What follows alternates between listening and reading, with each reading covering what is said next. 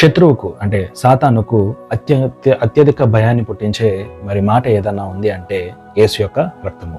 ఎందుకంటే మరి ఒక పాపిని పరిశుద్ధపరచబడ్డాడు, మరి నీతిమంతుడిగా తీర్చబడ్డాడు అనడానికి సాక్ష్యము మరి చేసిన ఆ క్రియ ఏంటి అంటే శిలువ యాగము.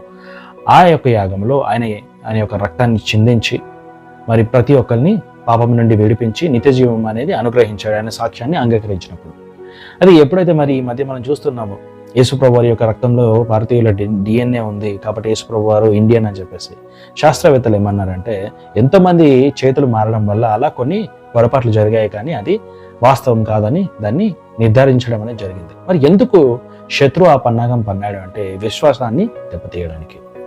సోదరుడా సోదరి, మరి ఆయన యొక్క రక్తం మీద మనకున్న విశ్వాసము మనము నీతిమంతులం అనడానికి, మనము నిత్య జీవనకు అర్హులం అనడానికి నిదర్శనము.